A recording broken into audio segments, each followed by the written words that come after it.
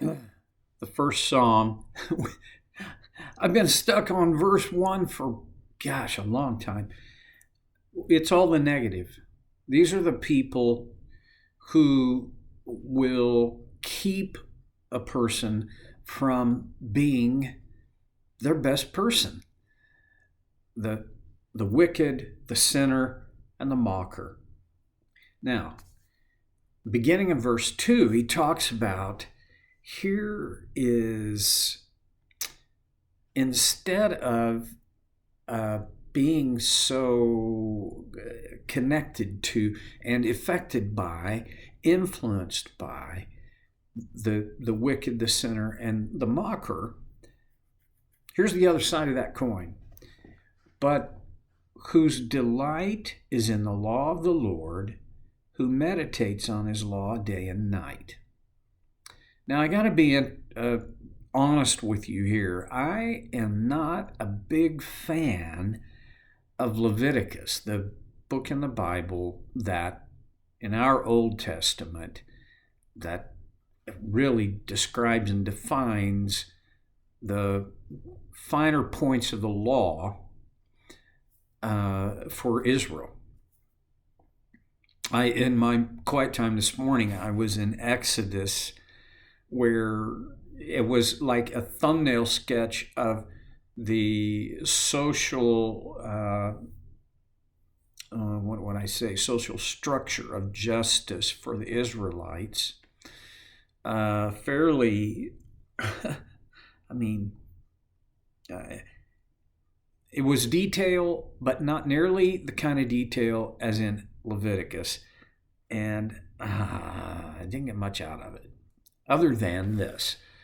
The law and the finer points of the law were provision from God for a safe, healthy, even just society. God's design was that Israel not only would be called by his name and his people, but that they would reflect in an imperfect way, but nonetheless they would reflect his nature. And part of his nature is that he is just. Well, one of the aspects of justice is that it creates order.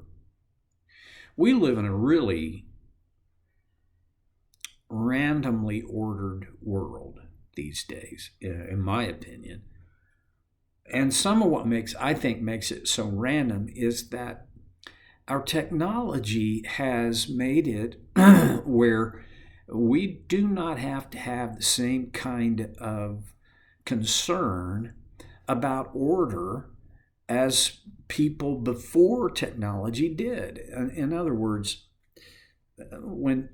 like for instance, when my mom and dad, 60 years ago, all right, let's be more realistic, 70 years ago, they had a telephone, had a television. Technology-wise, I don't know. That's pretty much it. The television ran off of bunny ears, off of radio waves, but the telephone ran off of lines. And 70 years ago, probably this would have been only about 65 years ago, when we lived in the little town of Visay, Oklahoma. We had a telephone that you had to crank. You got to be old to even know what I'm talking about. And we were on a party line. How inconvenient is that? Well, for us today, it's unthinkable. But back then, that was a terrific convenience compared to not having a phone at all. I'm not saying technology is evil. It's not. So much good has come from the advancement of technology. So I'm not saying get rid of technology, it's of the devil. No.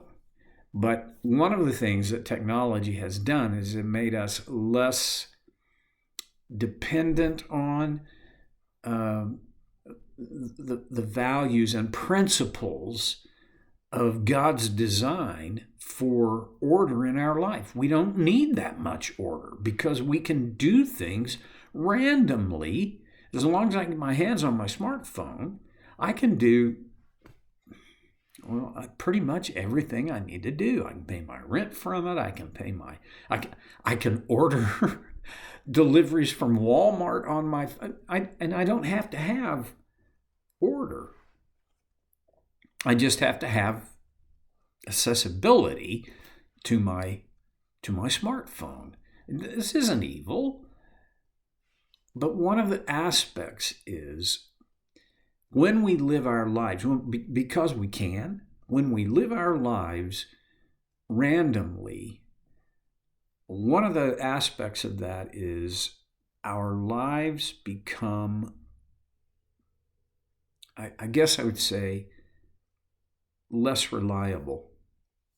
In other words, the order of life, even when I was a little kid, we knew what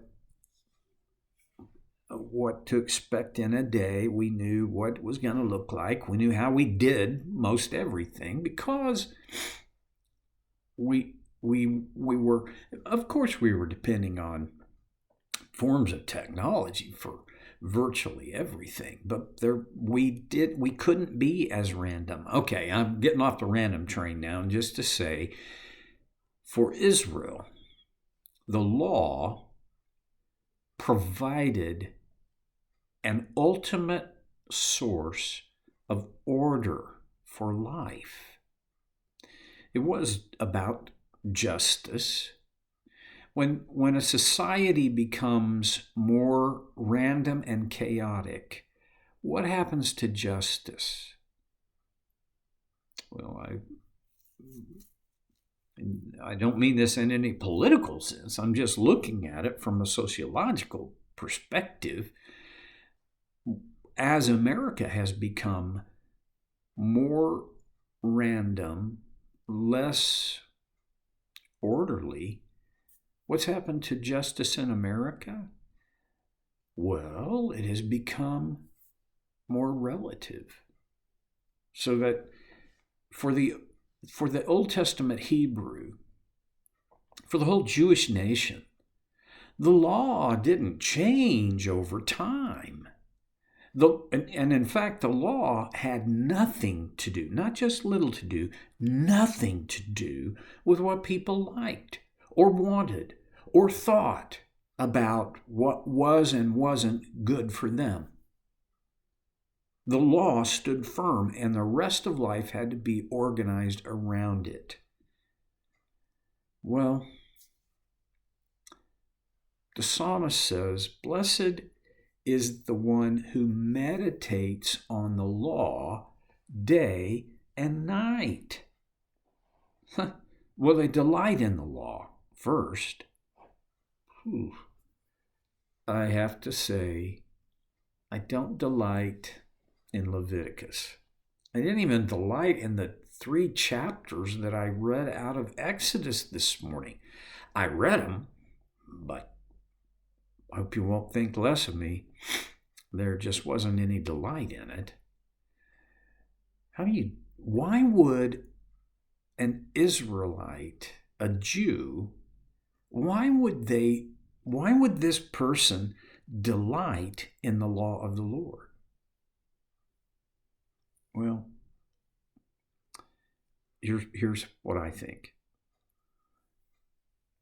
When I or you delight in the law of the Lord, what essentially for me what it comes down to is I delight in what that law does for me, not to me, but for me, as an expression of God's concern for me, his involvement in my life.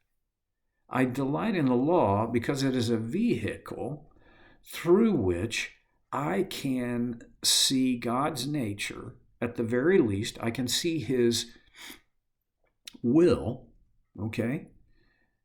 His moral will for me is not fuzzy. The law brings clarity. Now, the Pharisees and Sadducees, teachers of the law in Jesus' day, I think they had crossed a line. I'm sure they felt in their own mind, we're just Psalms 1 people. We delight in the law of the Lord, and when you break with the law of the Lord, we're going to have something to say about it, and we're probably going to do something. They had become, in their mind, I'm sure they thought they were delighting in the Lord, but they had become, well, more delighted in the Lord, in the law, than in the Lord. All right. It's a thin line. How do I delight in the Lord, in the law of the Lord today? I don't want to get them out of order. I want to delight in the Lord and in his law, rather than my first delight being the law. That's just me. You can decide. Here's one of the things that often happens when people, in my opinion, when people get their delight of the law ahead of their delight of the Lord, they become legalists. I believe that there has been, well, probably unknown to humans, only known to God, the amount of harm and wounding of spirit within the whole world and within God's church by people who are legalists. And that's just me. I know that there's, I have this big thing against legalism. You probably figured that out if you've been, clicking this up for very long. I want to delight in God's law, the law of the Lord, but I don't want to become a legalist. Okay, I could go on and on and on, but I've burned up too much time. The second part of this verse 2 is, and meditates on his law day and night. And this is, in my opinion, when I read this years ago, I thought, whoa, because my idea of meditating, well, I didn't really know what meditating was. How do I just saturate myself? How do I just stew in the law in Leviticus? Oh my gosh. It seems that itself would have been punishment for me. And then I discovered another concept of meditation that I'm going to share with you next time that I think helped me a ton. See you next time on So Care with Stevie Boy.